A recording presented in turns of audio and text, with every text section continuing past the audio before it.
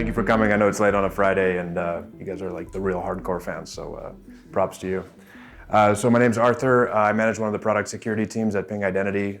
We do IAM and SSO things. Before I was a manager, I was a developer for a few years, and I worked in security after that. But before all that, I studied math in college, and so this is kind of an amalgamation of all the things that I've learned over time to build a management tool.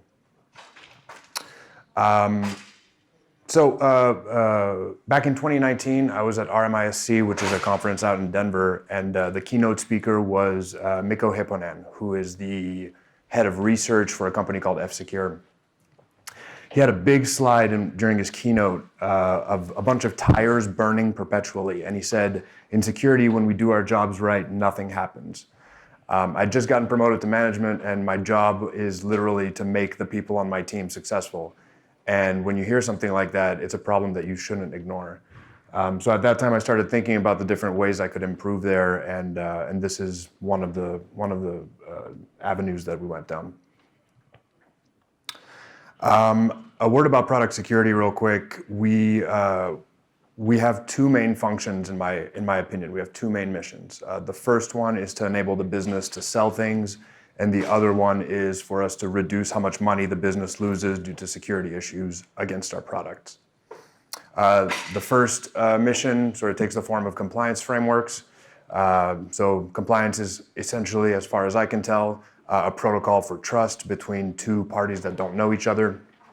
That can be implemented by a third party that's impartial to the deal. And then on the other side, we reduce how much money the company loses. Sometimes it's called shift left. In my opinion, it's a rudimentary approach, but that's one way to look at it. So quick agenda. We're going to talk a little bit more about the background of the material in this talk. We're going to talk about Stride and how we do it and what some of the shortcomings are. We're going to talk about FAIR and some of the quantitative risk methods that we can use from there. We'll talk about Monte Carlo simulations, and then I'll close up with a demo to show y'all how this stuff works in a mock sort of practice threat model.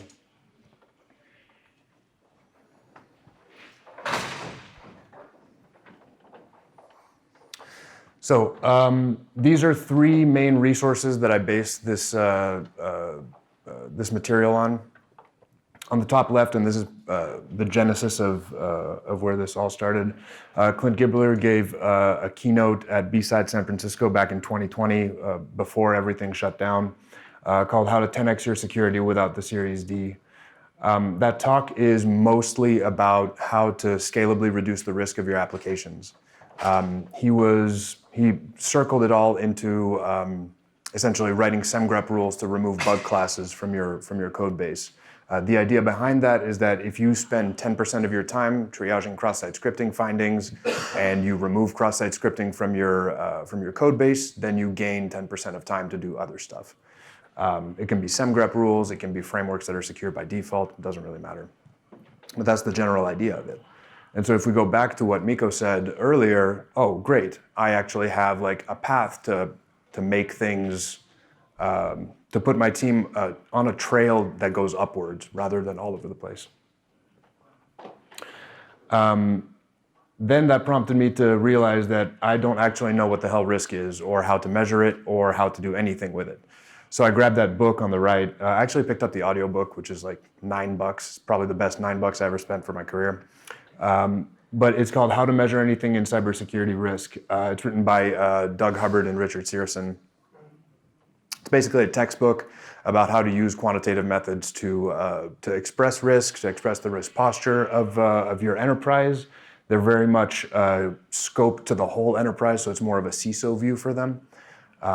But this is the foundation of all the little tools that you need to make this thing work. And of course, at the bottom left there, you have FAIR U, which is sort of a more distilled, elegant, like you get 80% of the value for 20% of the effort type thing, which is really, really excellent. I highly recommend it for anybody who wants to give this thing a shot.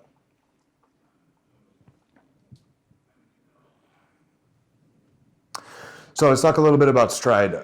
Stride was originated in the early 2000s at Microsoft as a part of their secure computing initiatives. For those of you who haven't used it, it's basically a framework for threat modeling. There are many frameworks out there for threat modeling. There are more artistic approaches to it as well. But this is great if you're running a team and if you want to do something repeatable at a scale of more than like 2 people.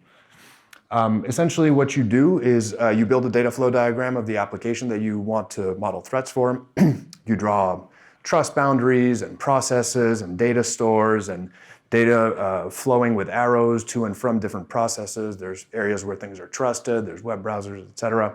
But essentially you come up with a logical construction of your application that you can look at.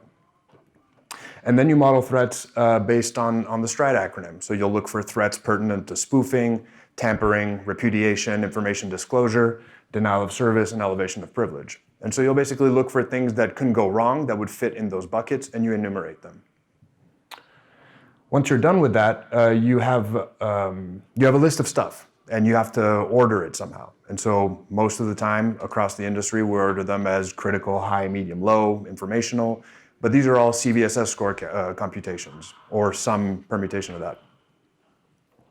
Basically what you do, if you're being really formal about it, is you go to the NIST calculator, you click on a bunch of buttons about attack complexity and what you do. Do you have to be on the box? Is it a network thing? Is the impact on confidentiality, availability, and integrity high, medium, or low? And then it spits out a CVSS score. And the CVSS score then gets mapped to an ordinal scale of high, medium, low.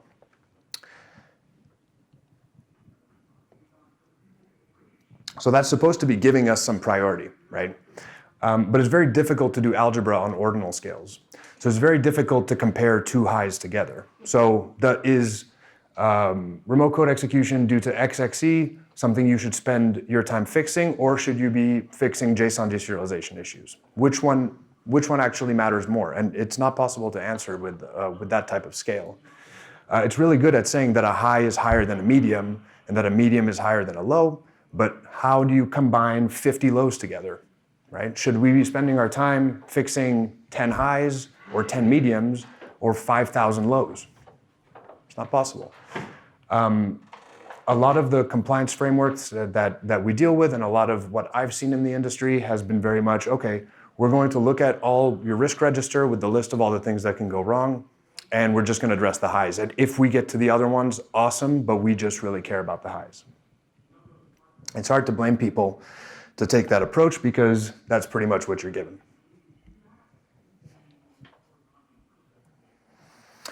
To drive this point home a little bit further, Bishop Fox this year put out this ebook called The Wolf in Sheep's Clothing. It's basically a compilation of bad things that their consultants did with a chain of lows. So as it turns out, if you have a bunch of lows, you can do bad stuff, which means that there is, in fact, something that we combine, sometimes called the cyber kill chain. But there is a way to combine these things at the application layer that actually causes an impact. So ignoring 5,000 lows is probably not a good idea.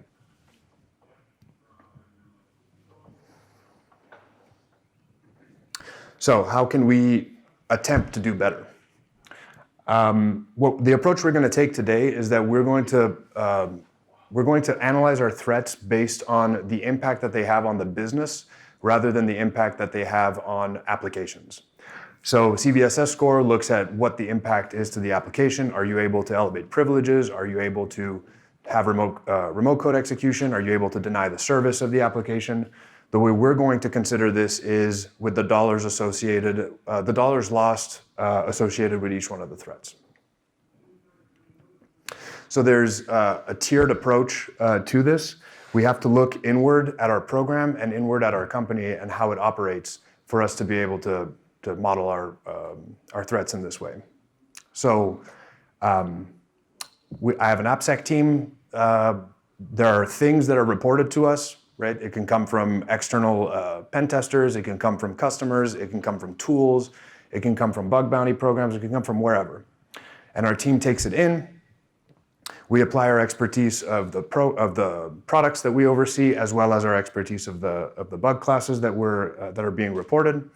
And then we say, oh, okay, this one's not a problem, and this one is a problem. And then we triage it that way, and we pass it to a remediation team. The remediation team is going to go spend some time, and therefore some money, on fixing the issue, and then there's going to be some QA cycles, and then there's going to be some cycles to make a release happen, and then there might be some documentation cycles. You may have to alert your customers saying, hey, we had a problem with this thing, but it was fixed. Here's a KB that tells you how we fixed it. There's a whole array of things that can happen anytime a finding is reported. But sometimes a finding is reported and the security team takes it in and goes, yeah, we don't care. We know about the compensating control, we don't care. And so depending on the maturity of your program and the different vulnerabilities that are reported, you may or may not spend the full amount of money. You may spend only a subset of it. And so this is how we're going to approach our prioritization.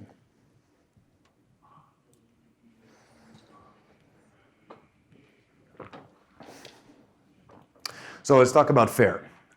FAIR is a very, very elegant way to model risk, and all this stuff is, you can Google for this, it's like the FAIR breakdown.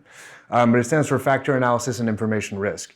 So it's a way of decomposing a risk into smaller pieces. So if you don't have enough information to be able to assess the risk of something, you are given smaller bits that you can get information on and recompose those into the risk.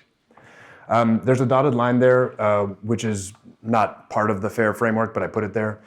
If you're able to decompose risk into a loss event frequency and a loss magnitude in a way that's trustworthy, then you don't have to go any further down. But if you can't, because you either don't have the data, or because you don't have the SMEs, or because you don't have the relationships with the business owners to figure out how much things cost, then you can go and break things down further if you need to.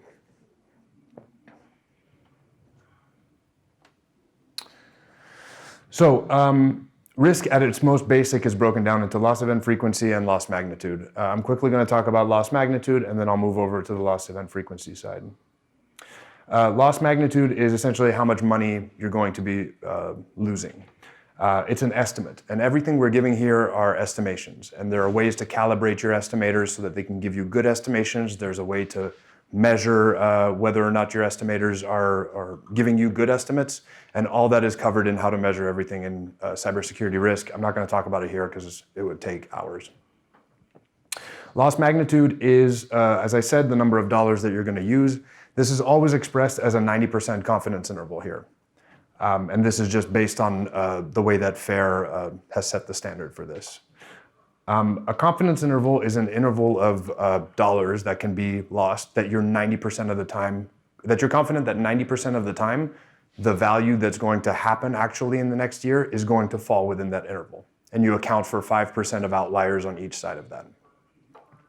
So if I ask somebody in Austin to estimate how much the price of a gallon of gas is going to be in 12 months, you can say, oh, it'll be $3.53. But you're going to be wrong a lot of the time because it could be $3.52, it could be $2.70, it can be $3. I mean, there's a whole bunch of values there.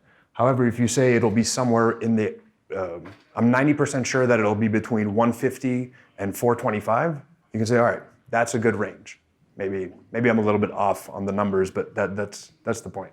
It's a good range where unless there's another sort of geopolitical issue that happens that pushes it in one direction or the other, or another pandemic or whatever, it's probably going to be in that range. And so that's what we're seeking with the loss magnitude. That's broken down into primary losses and secondary losses.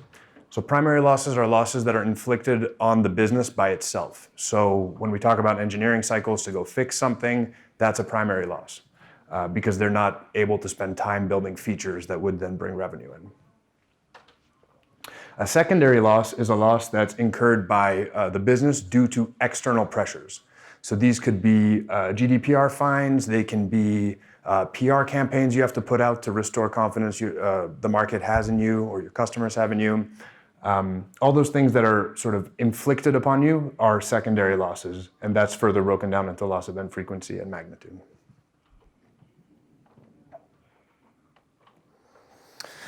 On the other side, we have loss event frequency. Now, this is the probability that an event that will cause a loss over the next 12 months will occur.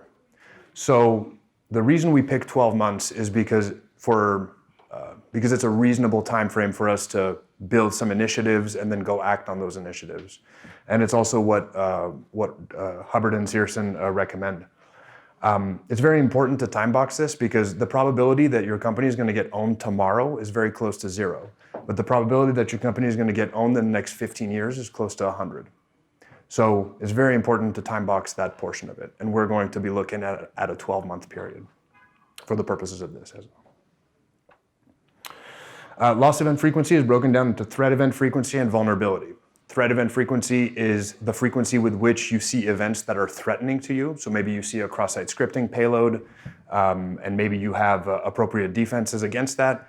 You see the payload, nothing happens because you have a secure by default framework, and therefore that threat doesn't convert up to a loss. That brings me to the concept of vulnerability, which is broken down into threat capability and resistance strength. So if you've taken the time, and by the way, vulnerability here is described or is defined differently from how what we call a security bug. Vulnerability here is the relationship between the strength of our controls versus the strength of the threat actors against those controls.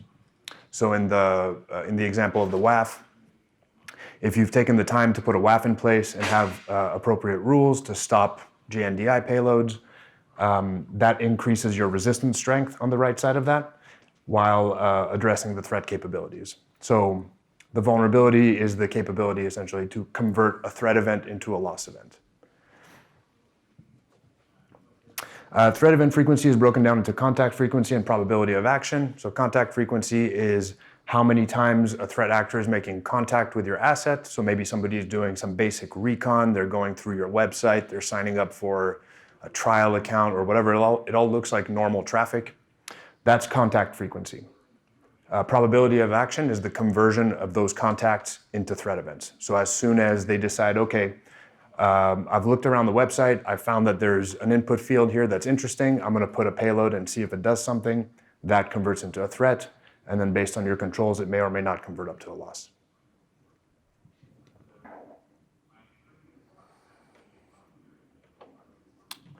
So the estimations that we have in that decomposition get fed into a Monte Carlo simulation. Monte Carlo simulations were invented during the Manhattan Project by John von Neumann and Stanislaw Ulam. Obviously in the Manhattan Project, they were doing very cutting edge stuff that had no historical data to base to educate their decision making. So they had to come up with a way to use whatever it is that they knew to educate decisions that they might have to make so that, hydrogen bombs would not explode at the wrong time or whatever. They had to give this method a name, and because everything had to have a code name in the Manhattan Project, they called it the Monte Carlo simulation after the casino. Apparently, Ulam's uncle had a gambling problem, and so they figured they would use this when they were done to model how much money he might have to borrow from the family or whatever. But essentially, the purpose of this is to take our estimations and to generate and simulate quote-unquote historical data. So Linux time has started in 1970. That's about 50 years. The InfoSec industry has existed from 15 to 20 years, depending on who you ask. But with this, we could take what we know about our company and about our products, and we can generate thousands of years of simulated data. And what that means is that it's historical data we can use to ask questions like, what is the probability that we're going to lose X amount of dollars over the next year?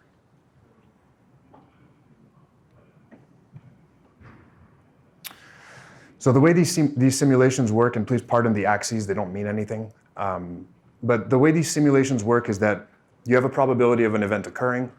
If the event does occur based on that probability, then you pick a random point under one of these curves. And so these curves are log normal distributions. They look different, but they share some similarities in their definition. The first one is that they have no negative values, so you're never going to lose negative dollars. The second one is that they have very long tails to pick up outlier events. These will be calibrated based on the upper and lower bounds of your confidence intervals that will define the mean and the standard deviation of each one of them. So they look different because different things cost different money. So you can think of the black one as as the cost of engineering cycles to implement a fix. You can think of the blue one as bug bounty payouts. You can think of the red one as the cost of PR campaigns.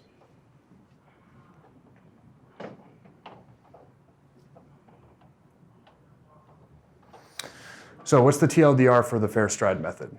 We're going to model threats with stride. We're going to take those threats and feed the output of them into a Monte Carlo simulation rather than a set of CVSS score calculators. And then we're going to use loss exceedance curves, which are the output of the Monte Carlo simulation, to define a goalpost, a baseline, and measure the progress of how we go from the baseline to the goalpost. And I'll show you what a loss exceedance curve is in just a sec.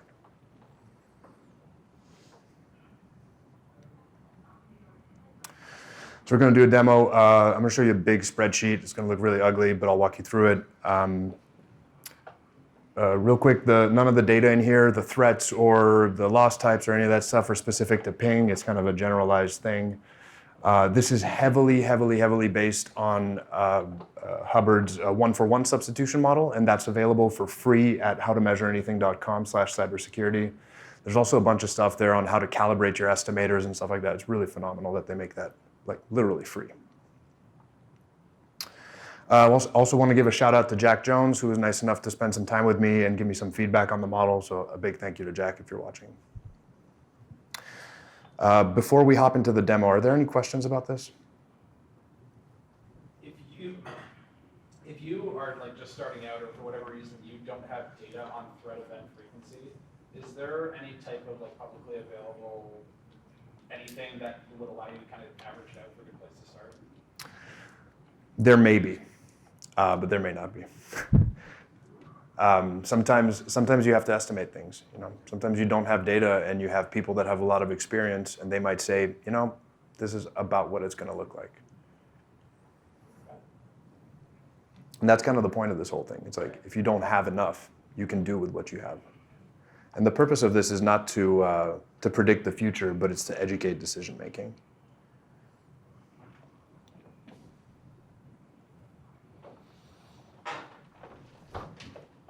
Nice.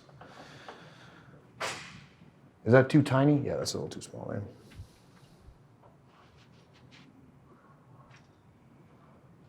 Is that all right? Like, can you guys read that? All right. So if you look over here in this column, this is the index for spoofing 1. So we're going to go the big merge cells. Those are each one of the spoofing, tampering, repudiation, information disclosure, et cetera, for that we found for this specific application. So S1 is spoofing 1, spoofing 2, spoofing 3. We got a tampering one. We got some repudiation down here, some information disclosure, some denial of service, and some elevation of privilege. And you'll see that these are mapped to a whole bunch of loss types. And the loss types are the same for each one of the different threats because they're mapped to the processes that we have to run through as a company to respond to these threats. So you'll see there's security engineering cycles, product to go fix stuff, maybe you have to implement stop gaps, maybe you have to pay a bounty, et cetera, et cetera.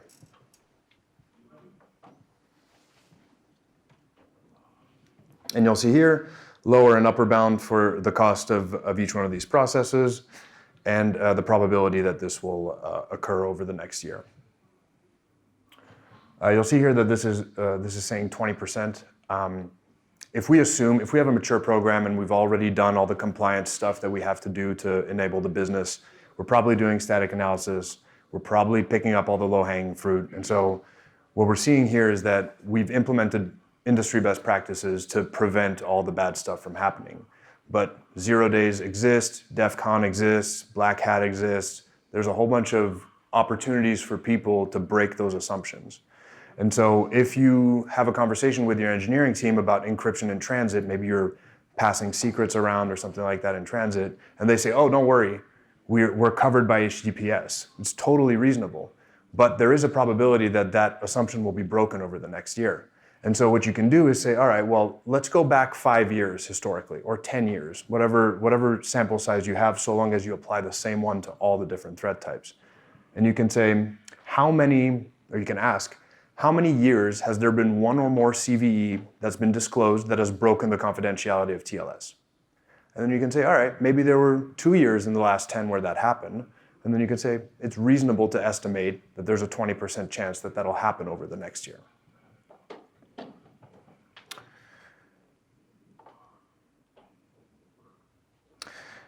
And so that value is then compared to this value. So this is a pseudo-random number between 0 and 1. And if this number is greater than 20%, then nothing happens. And if the number is less than 20%, a loss occurs for that simulated year, for that specific loss type, for that threat. And so you'll see here that the random number for all of these loss types here was 89 or 0.89, and therefore nothing bad happened. We didn't lose any money. The simulation itself is kind of gross to look at inside of Excel, but I'll do what I can here. It first does the comparison between the random number and the probability that we estimated. So you'll see there between the blue and the red. And then if the number is smaller, then, so if the randomly generated number is smaller than the probability that we estimated, we're going to feed that into a lognormal.im function, which is the function that picks a random point under the log normal curve that I talked about earlier. That's the function that actually returns the dollar value for you. And you feed it a random number. You feed it the mean based on the upper and lower bounds. And then you derive the standard deviation from, again, the upper bound and lower bound. The 3.29 that we're dividing by has to do with the confidence interval that we're using. And depending on the confidence interval, if you want a 95 or 80%, there's different values, but I don't know the details of that. And obviously nothing happens, right? If you have a random number that's greater than 0.2. But if you look down here, the random number was 0.12. There was a 100% chance of the issue occurring. And that specific year, we lost $22,000 because of security engineering cycles due to a spoofing issue. And you'll see also that $22,000 is greater than this $12,000. So we only calibrated the distribution. We didn't say, hey, we're for sure going to be less than 12,000. And so then you'll see here that if we look at the sum of all the values in the simulated inherent loss column, we end up with $225,807 down there at the bottom. And for this specific year, year number 62, that's how much money we lost due to this application. And again, this is a simulation. So when we then go to the simulated inherent loss table, we can say, all right, cool. Year 62, we lost $225,807. On year 61, we lost a little bit more. On year 63, we lost 800 grand. On year 56, we lost $190,000. And you'll see here that the values are varying quite a bit, right? Here we have $1 million, and here we have a lot less, right? 167,000. So what we did is we formalized our uncertainty about the application that we have, and we extrapolated that into 1,000 years of simulated data. And you can see here there's 1,000 rows. And now we can ask a really important question, which is, what is the probability that we're going to lose more than $200,000 over the next year due to this specific application because of security issues? And we can just count. Out of the 1,000 points that we generated in our simulation, and in this case, 92.3% of the time, we lost more than 200 grand due to this application. It's important to note too here that we never lost less than $140,000. And that can be because you have a full-time security staff. It can be because you have a full-time engineering staff. There's things that cost money all the time. Yes? Is the variance in dollars lost each year in iteration simulation, is that due to the varying probability that certain CVEs can be exploited or certain things can be exploited? Tangentially. So the question is the variance in how many dollars lost proportional to the number of CVEs that are discovered, right? Right. I guess the better answer is what's driving the variance in the dollars as in how much the probability is reducing or the fact that it's reducing? I guess, how much? I don't know, that's a good question too. Let's talk about it more afterwards. And so now we could take these dollar values and these probabilities and plot them against each other. And those are called loss exceedance curves, which is what I'd mentioned at the beginning. And loss exceedance curves are, so in this case here we have one, it's green. It says residual risk, but in this case inherent risk and residual risk are on top of each other, and for some reason Excel puts the residual one on top, but it's supposed to be a red curve. This curve is the representation of the risk associated with that application. It is the more mathematically sophisticated version of a list of highs, mediums, and lows. And this curve is super cool because we can actually do algebra with the inputs and get something different at the end. I'll show that in a sec. But even more importantly, this curve speaks the same language as the people that invest in our program. So I said earlier that the purpose of an AppSec team is first and foremost to speak a language of trust with the people that will be consuming your services or your software. This is a common language with the people that invest into our program. And so we can go to an executive and say, hey, are you okay with accepting a, say, 25% chance that you will lose 200 grand or more against this application? And they might say, I don't want to accept any risk whatsoever that I'm going to lose that money. And you can say, yeah, well, based on our computations, you're already accepting a 20% chance. So what's acceptable there? And they might say, well, 22, 21, you can negotiate, but effectively you're speaking apples to apples with them on something that they care about that matters in their budget sheet. And then you can come up with a reasonable number. In this case, we mocked up 20%. Maybe when you get to $1 million, they don't want to accept much risk, and you might end up with 0.5%. But the great thing is that you can plot those points on the same plot as your inherent risk curve. And so now I have a starting point of where I believe that I'm at as a team and a goalpost. This is where my executive team wants me to be. And I can actually move from the inherent risk curve to the loss exceedance tolerance. And this is awesome because we can build a project that'll move from one point to the other. And I'm going to show you real quick how we can approach this. So I talked about SemGrep earlier, which is, by the way, a phenomenal tool. If you guys haven't looked into it, you should. It's amazing. But maybe I can write a SemGrep rule. So let's talk about this elevation of privilege here. I've identified 2 attack vectors for remote code execution. One of them is coming through JSON deserialization, and one of them is coming through parsing XML. What if I can put in a SemGrep rule that will remove the XML attack vector? Maybe I can appropriately format the way that my XML parser sets its flags so that we don't have to worry about XXE. Well, I can reduce the probability that this will occur by 50%.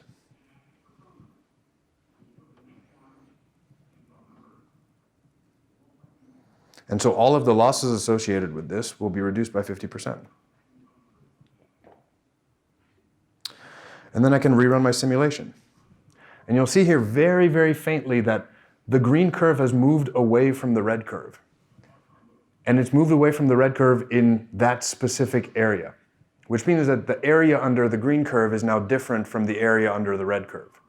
So we've moved the needle by some amount, measurably by the area under the curve. But then I can say, hey, what is the value of spending time doing this versus spending time helping my support team respond to escalations? Maybe I can put out an FAQ that'll help them respond faster and reduce the time for a support case to be closed. So I can compare those two now. I can say,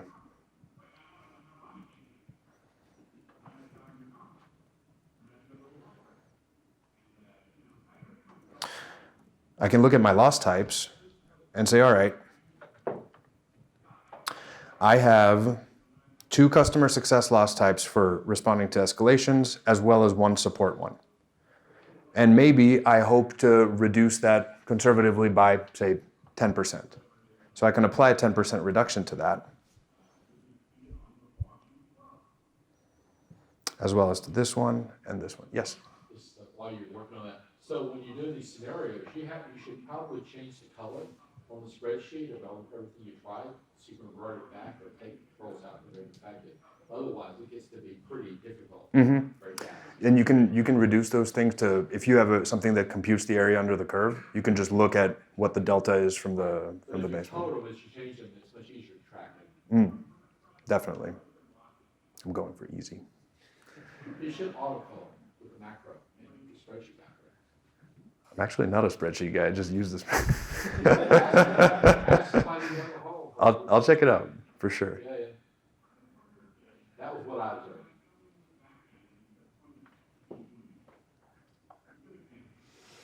All right, so I've applied this now to all of my different threats, and I rerun my simulation.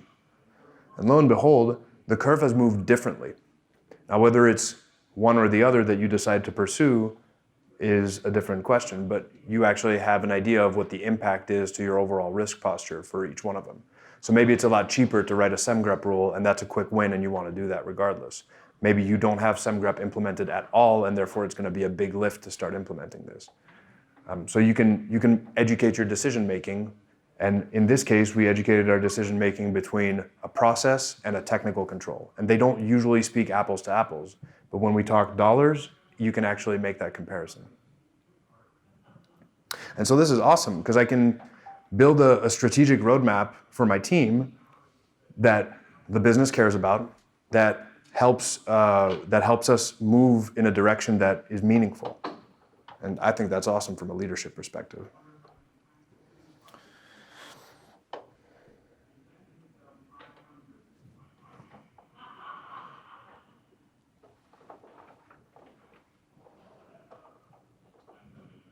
All right. So what's the TLDR? TLDR is we model threats with Stride. We feed the output from Stride into a fair simulation rather than a set of CVSS score calculators. And then we use loss exceedance curves to represent our risk as a baseline, a goalpost, and how to measure our progress from one to the next.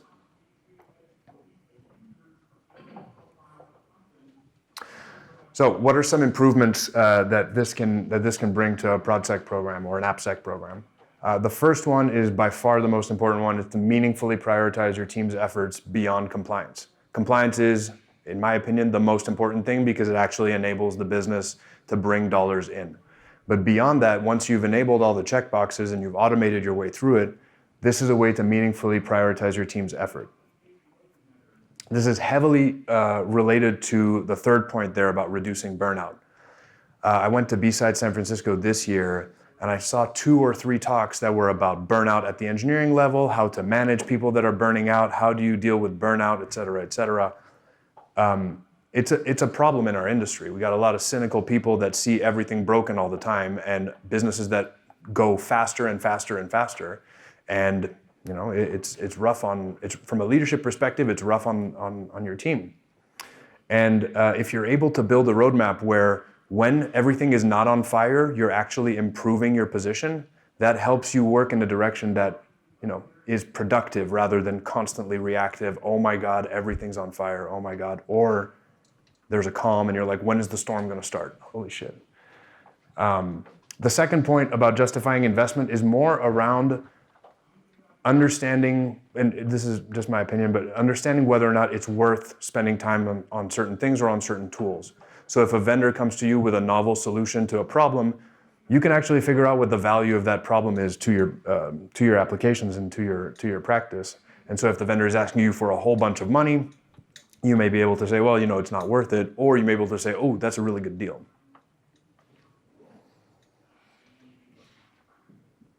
So how does this work in practice? You do a fair strat assessment at t=0.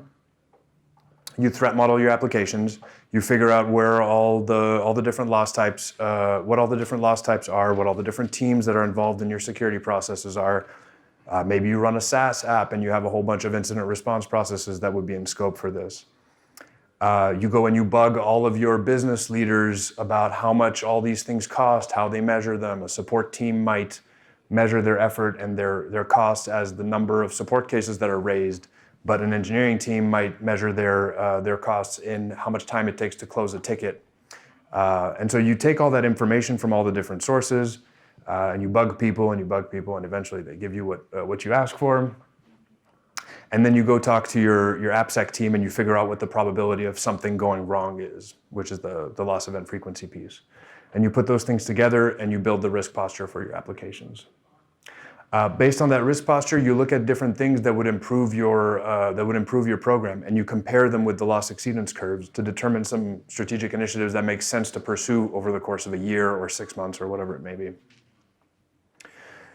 You then execute on those plans, and you measure the effectiveness of those plans or of those new process improvements or controls in the ways that are relevant to those different processes. So as I mentioned, you may be able to reduce the amount of time it takes to close a support case, or you may be able to reduce the number of support cases that get escalated depending on your implementation, or you may be able to increase or reduce the amount of time that it takes to fix a bug.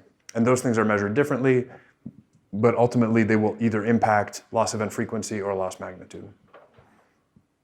And then 12 months after you've done this, and this is not for every feature, right? This is a once a year thing. 12 months after you've done this, you repeat the process. So over the course of 12 months, your application is going to change tremendously. Your processes will have definitely changed. You will have implemented controls that will change loss magnitude or loss event frequency. There will be new things in the security space that will have come out, new bug classes, new threats, new issues. So everything in 12 months from now will be completely different, right? If you made one of these before Log4Shell, it will look very different from after Log4Shell. You would have new threat items, new things that could be broken. And so you just repeat the process to come up with new proactive things you can do to improve your risk posture. And you just keep repeating every 12 months. And that's it. Hit me up on LinkedIn if you want to know more. I have a blog post. I'm happy to share that spreadsheet with you guys. I know it's not great form to share a QR code at a security conference, but it's easy. If you're spooked out by it, I'm happy to do it. If you're spooked out by it, I'm happy to do it in person. But yeah, I'm happy to take any questions if you guys have some. Thank you. Yeah, what's up? Question. So how practical is it to do this depending on the size and scale of an organization or a team or application portfolio? Like at what point does something like this become a little bit too cumbersome and just not beneficial, I guess? Yeah, so the question is about this being a heavy-handed process and it can become cumbersome, and how do you relate that to the size of your organization? It's really up to you. In my experience, I reached a point where we were doing everything really well and we were checking all the boxes, and this was something that, from all the materials that I had consumed, that made sense to me. I said, oh, I can use this in this way. And so if it makes sense, do it. If it doesn't make sense, don't. Ultimately, it's to educate decision making. So if you have a good roadmap already to educate your decisions, then use that. Cool. Thanks. Do you also do non-fair threat models as well to complement this? You said you recommend doing this every 12 months, but I think really like threat models have to be done more frequently, or otherwise you get all this drift. So how do you kind of? Yeah, so the question is, do you use traditional threat modeling in addition to this? Absolutely. This is more of a strategic thing that you would use every 12 months, but if you actually want to go and look at features, you should absolutely do that independently. It's an augmentation rather than a replacement. I have another question. Yeah, what's up? You were talking earlier in another talk about the EPSS scores. So the exploitability, exploit prediction system, basically. Have you looked into that as a part of this process or something that can kind of complement it? Because it can be hard, you can estimate the likelihoods, but it seems like this is kind of a replacement for CVSS where you actually get a probability. So it seems like it would naturally kind of fit into this. Yeah, the question is about EPSS scores and having that scoring system to help estimate whether or not something is going to be exploited. I don't know about EPSS scores, but I will tell you that there are ways to augment this statistically. So if you're familiar with beta distributions, that's a great way to simulate the probability of something happening. So I didn't use it in this one because I already have to explain all these different things and I only have an hour. But if you say, for example, in the last 10 years, there were 2 years where one or more CVEs occurred, instead of feeding that into a ratio and saying, oh, it's 2/10, you can say, I'm going to use a beta distribution where the hits are 2 and the misses are 9. And that will, every time you run a simulation, so you saw how we had a different dollar value every time we ran a simulation. Every time you run a simulation with that kind of setup, you'll get a different probability that is modeled after your uncertainty.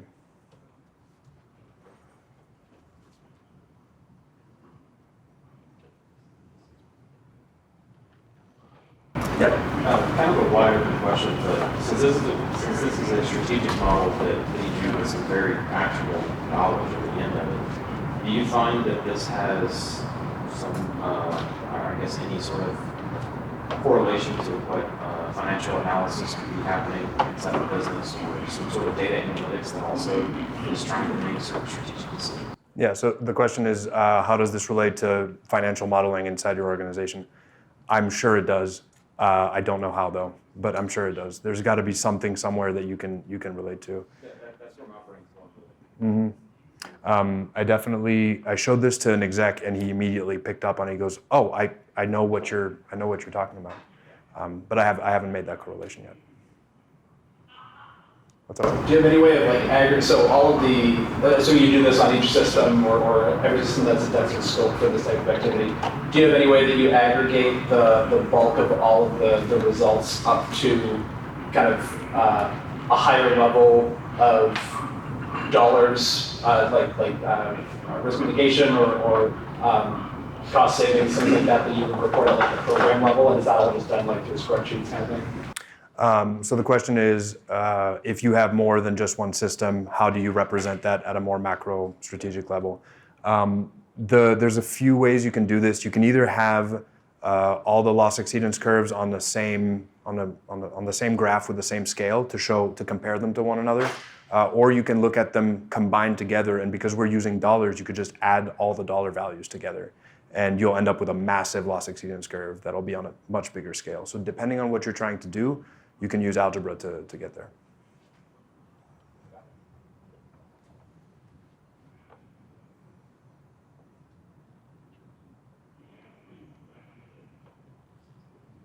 All right, cool. No questions about JOTs. All right. Sweet. Thanks, guys. I really appreciate it.